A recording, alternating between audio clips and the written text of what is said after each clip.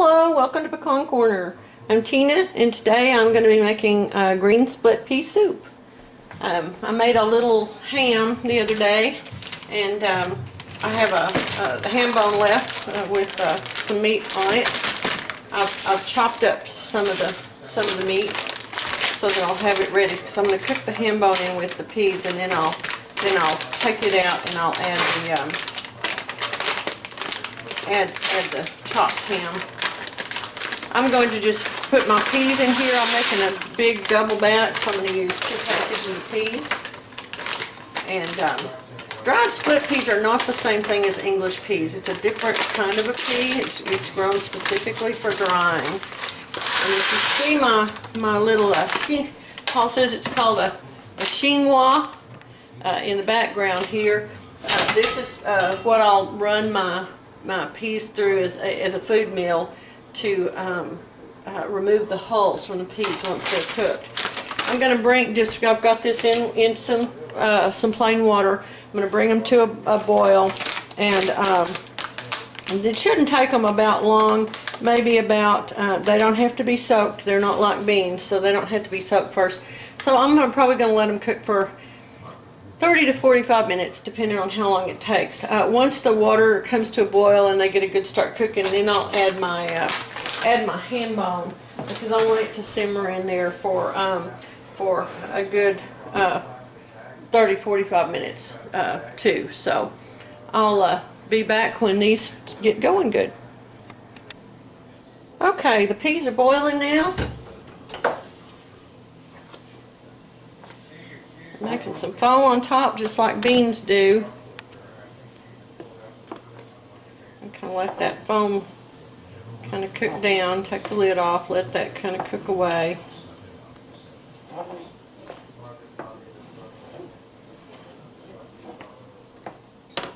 going to add my ham bone here.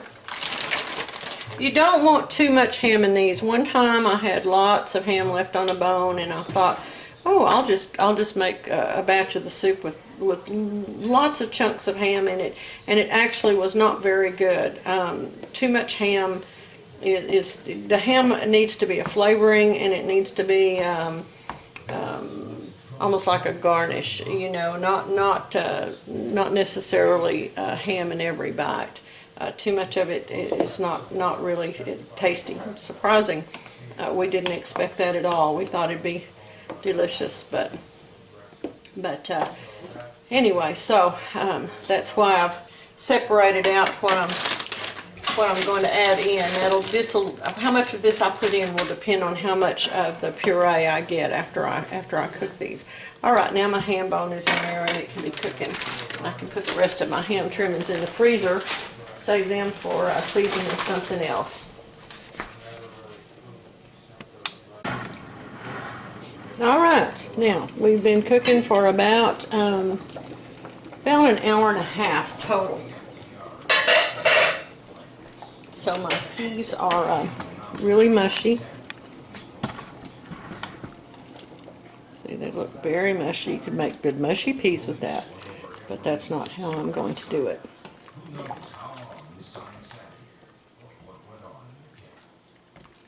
I'm going to pull my, get a bowl to put my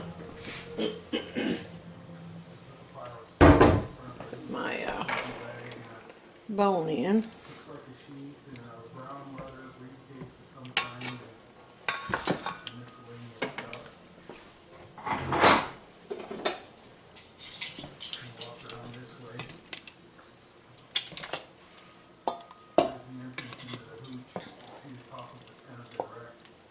It's kind of falling apart while it was in there cooking.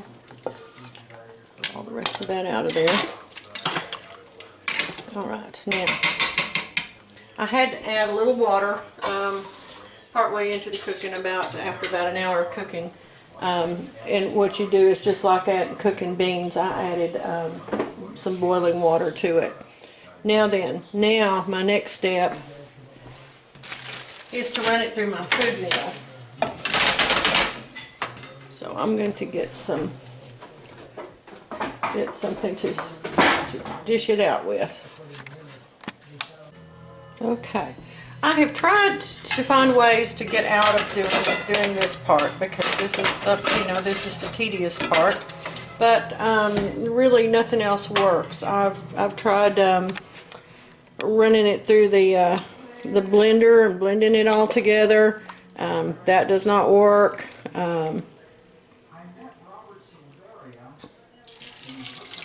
I've tried just leaving them whole. That does not work. The hulls just have to be removed in order for this to taste good. And in order to do that, it has to be strained out. There's just no other way about it. So just pour my liquid and my peas into my chinois, or my jelly strainer is what we always called it. And I just run it in there until it pushes all of that pulp out. It will look, it breaks your heart, because there's all of this, left, but it's the hulls, and so I will put it in with my compost.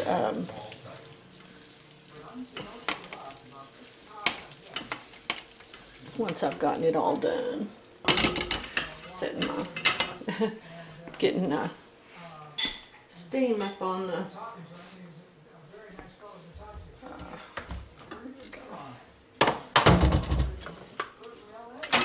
okay. Just gonna scoop that off into a bowl for right now, and then I'll move it into my compost tub. I just keep a little covered tub on the counter that I can empty every day out into the compost bin. It adds up, but it doesn't add up as fast as you would think. I don't have as much waste as it's kind of surprising how little waste there is, really. All right, now some more.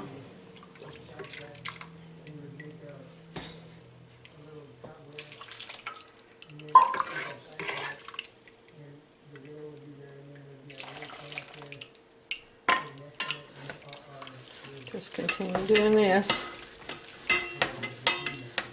mashing out and see the liquid, the liquid that as it pours through it, it pushes it out as well.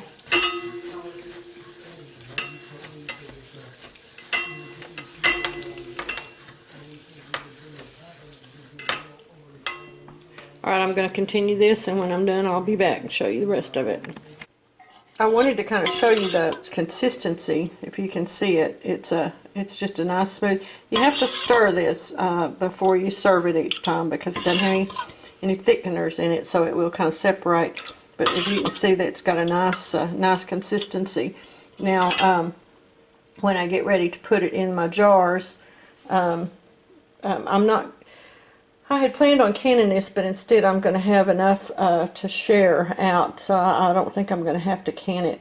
But I'm just going to add about 1/3 of a cup of ham to each quart of it. That's just about the right amount. So I'll be back when I'm done. Okay, now I've poured it all through, and now I'm just scraping off the outside edge, what's still on the outside of the food meal.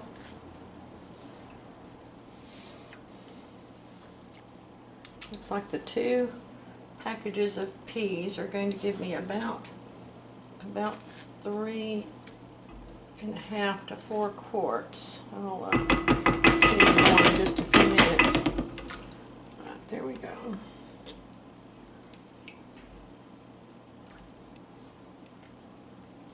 And I've got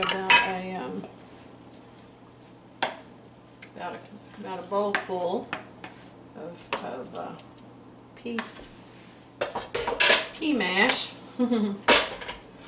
That'll go into the compost. If you have animals, this would be great in your animal food. It's it's just the pea hulls, and so it's healthy and good for them. Legumes, lots of protein still. Okay, now then, I've got this all stirred up here. If I found that if I dip when I'm dipping out of my cooked beans, if I stir it and then dip so that I'm getting kind of an equal amount of liquid and peas each time I fill my chinois, I can fill my bowls as my containers as I go, and my soup stays a nice consistent thickness. I think I'll call giving one batch to my dad and my stepmom, and I think I'll call our neighbor and see if Gayla and Adam want some, if they like this kind of soup. Pea soup isn't everybody's thing. It's my mother never did like it, but we find that it's one of our very favorites. You don't need any seasoning other than a really good flavorful ham bone. Whatever your ham tasted like, it's what your pea soup is going to taste like. So I would not go to the trouble of making this if it was just an iffy ham. But on those times when you're able to get a great ham that has lots of good flavor, then that ham bone will infuse in your soup and be wonderful. All right, let me. So I've got 3.5 here, and I'm going to let me get me a scoop for my ham. Okay.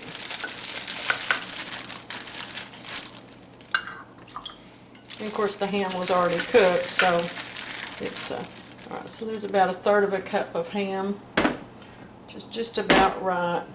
And the best way to eat this, oh, it's so good, is to use croutons and float them in it, especially if you can have homemade croutons. Paul always, and his mom before him, always made nice fresh garlicky croutons. Okay, there we go. To eat with them, and oh, it is so good. So that's so instead of crackers, that's what you want to use, or garlic bread. A nice garlic bread would be delicious with this as well. All right, so did I finish this or not? All right.